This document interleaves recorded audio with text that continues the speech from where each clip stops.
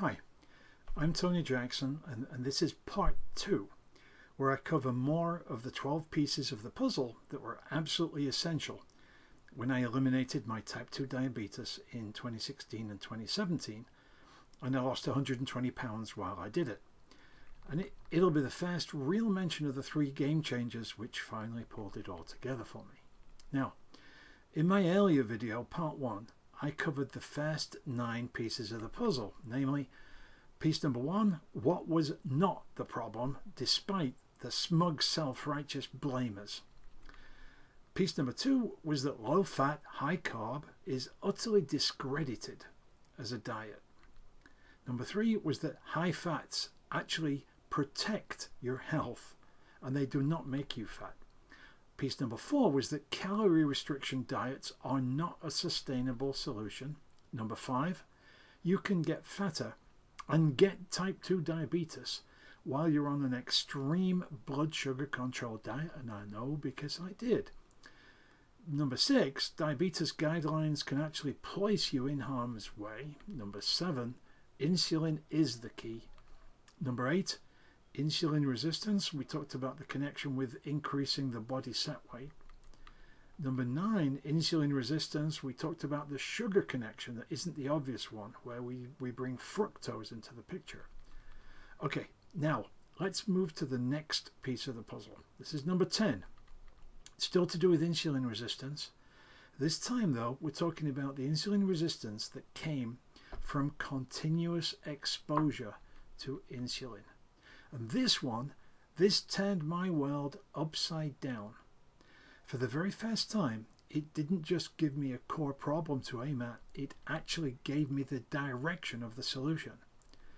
It explained how come I'd continued getting fat and continued worsening my insulin resistance and continued my development of diabetes 2, even while my diet was targeting low blood sugar to an extreme degree for nearly 25 years. Now, I explained in one of the previous pieces of the puzzle that I'd eliminated added sugars, bread, rice, pasta, potatoes for more than 20 years. In fact, it was for most of the previous 25 years. I'd even eliminated fruits and vegetables that were recorded as being very high on the glycemic scale, which at the time it seemed to make sense. So at one time, for example, I took a lab test that showed my A1C was in decent control. It was 5.8, while a 2-hour oral glucose tolerance test showed I had full-blown type 2 diabetes. So my blood sugar was in good control. My type 2 diabetes was way out of control. Again, this reality, and I have the lab tests to prove that what I'm saying was my reality. But this highlights some flaws in conventional diabetes treatment. But it also highlights an obvious question. How could I have developed worse insulin resistance and type 2 diabetes while my eating habits were so incredibly supportive of low blood sugar? Way more supportive than most people ever will get to. And the answer is scary because it highlights a huge flaw in our understanding of type 2 diabetes, but more importantly, it shows how so many doctors and nutritionists today, 2018, are giving advice that is almost certainly contributing to people's deaths. And I am choosing my words carefully. Now, I'm not a doctor, as you know. I don't even play one on TV. So I'm going to explain this in my own words. When you eat a typical meal, you put glucose into your system. Your pancreas produces insulin to process that glucose.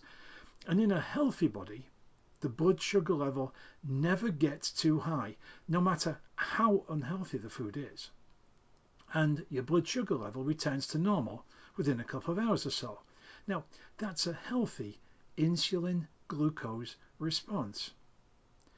But when someone with insulin resistance eats a meal, the pancreas produces insulin, but now the cells of the body resist the insulin as it tries to do its job.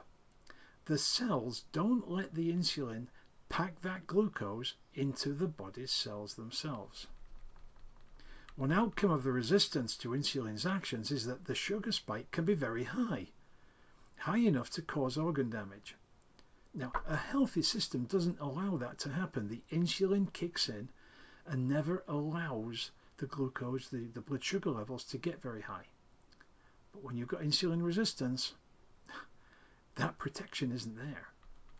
But also, after 2 hours, your glucose here is still in the system because the cells resisted the insulin when it tried to pack the glucose into the cells.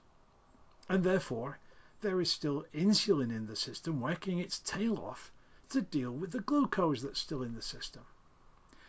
In fact, that glucose might actually be in your body for several hours, which means that the insulin might be in the body for several hours. And in fact, the continued presence of glucose can mean the pancreas produces even more insulin to try to deal with it.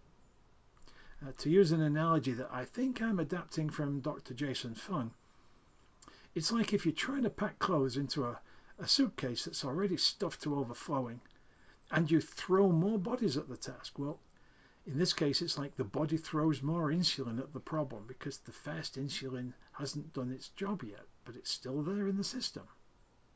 So now you have even more insulin floating around in your system. And to make things worse again, because the glucose is not reaching your cells because of the resistance, your brain now sends the message, hey, you're starving, your cells need fuel, so you've got to eat more. And of course, we call that message hunger. We get hungry. But when we obey that message and we eat some food, we then create more glucose in our system that triggers more insulin release, and the cycle continues.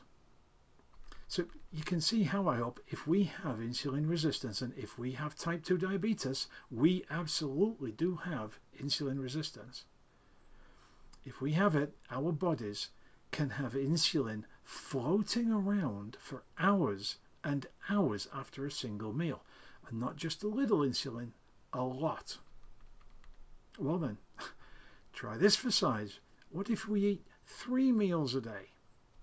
That's 3 separate occasions where we are pumping insulin into our system, insulin that's going to hang around for hours. What if we also eat 2 or 3 snacks a day in between those meals? And when I talk about snacks, just think, a latte, for example, is actually a lot of food intake. And it often has a serious carb component, and it can cause a serious spike in blood sugar. A cookie or a candy bar is food, and it's food with carb and even sugar content. Same with a granola bar, pot noodles, a bagel, a donut. Even just milk in our coffee can actually have an impact. All these things I'm describing here are eating events. They all put glucose in our system. They all trigger insulin to be released. Can you see how it's easy for us to have insulin in our system close to 24 hours a day, 7 days a week? In fact, we can be marinating our systems in insulin for the whole of the 24-hour day, 7 full days a week. Especially, by the way, if we have a snack before going to bed, and even more especially if we don't get many hours of sleep. Now, why is this such a big deal? And in fact, it is a big deal. It's a huge problem because the constant presence of insulin means we lose all sensitivity to insulin. When you're constantly exposed to something, think about resistance to antibiotics because of overexposure, or how medical staff develop allergies to latex from wearing latex gloves for several hours a day. When you're constantly exposed to something, it's common to develop resistance. So, 24/7 exposure to high levels of insulin makes our insulin response worse, and it makes our insulin resistance worse. Which then means sugar spikes are higher and they stay longer, which means more insulin for more time, and so on. It's not just a vicious cycle, it's a deadly cycle. Now, Our culture then makes this more likely because we tend to have breakfast soon after we wake up. And it's often crap we eat. I'm sorry about the language, but it's true. Like cereals or sugary products. And then lunch a few hours later. And dinner a few hours after that. But of course, we typically have lots of other eating events throughout the day, like I mentioned earlier. And like I said, many of us like a snack at bedtime, just ahead of when we're going to go to sleep and burn virtually no energy at all. And we do it because we hate to be hungry when we go to bed. And we know if we're hungry in the middle of the night, we feel lousy and we can't sleep and we have to eat something. So sure, our culture contributes in that way to the problem. And it contributes in another way too, of course, which is because so much of what we eat and drink is high carb. And so much of what we eat and drink has sugar. And we already dealt with the impact of sugar in terms of helping to create the fatty livers. Now remember there, just 7 days of overfeeding with fructose was enough in one study to develop insulin resistance. And 8 weeks of it, 8 weeks of a fructose heavy diet was enough to develop insulin resistance. But what's really disturbing here is that so-called experts, medical professionals and the nutritionists, they contribute to the problem too. I know a guy with pre-diabetes is right on the verge of diabetes and his doctor recommended he eat 6 small meals a day. Even if they are small, combined with his proven insulin resistance, remember he is a pre-diabetic, 6 small meals a day pretty much guarantees he will be swimming in insulin 24/7. And if he also eats low-fat, high-carb, which is the most common recommendation by doctors, even if they also advise to cut down on sugar as they usually do. And then all this does is just makes a bad thing even worse. So my big realization was that for 25 years, while I'd been really good at eating foods that didn't spike my sugar, in fact, while I'd eaten in a way that was aimed at creating a stable zone of insulin, but by eating 3 meals and 2 or even 3 snacks a day, plus having the extra things like latte, milk in my coffee, etc. By doing that, I'd guaranteed that my system was swimming in insulin 24/7. That's how my insulin resistance got worse and my diabetes developed while I was eating in a way that was supposed to keep my blood sugar levels low. That realization was huge. It shaped the solution I'd eventually look for. Now, look, in this video, I've covered just the 10th of 12 pieces of the puzzle that were the key to me reversing the type 2 diabetes and dropping 120 pounds. I've spent a lot of time on just this one thing because 99% of people don't understand this one. And that includes medical professionals and nutrition specialists. And the impact of it can literally kill you. It certainly sets the stage for worsening blood sugar levels and worsening type 2 diabetes. That leaves us, though, we've still got 2 more pieces of the puzzle to cover, and they both relate directly to this same issue.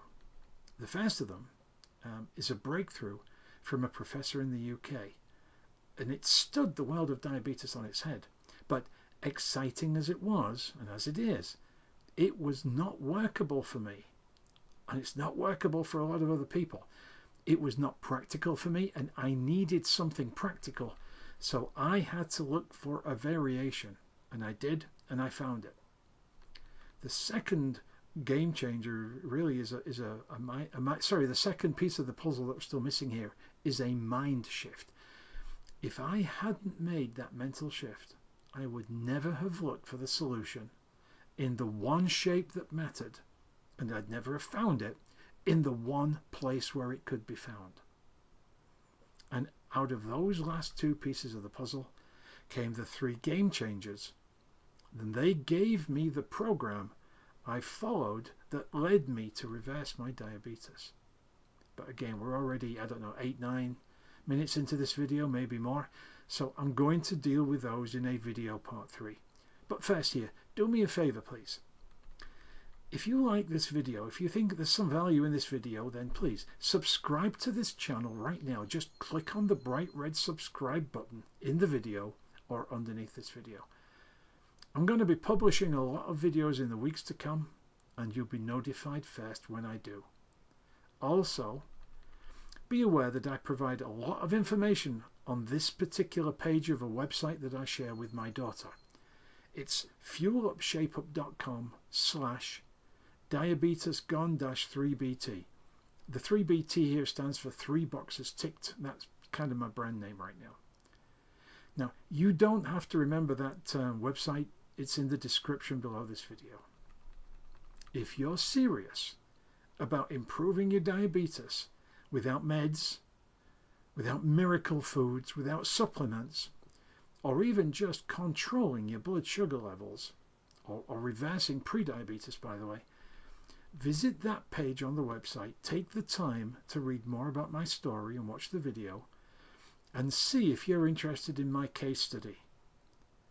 In that case study, I explain in detail exactly what I did, how I did it to reverse my type 2 diabetes and drop 120 pounds on the journey and get my blood pressure into the 120/7 range, which for a 64-year-old guy right now is pretty good.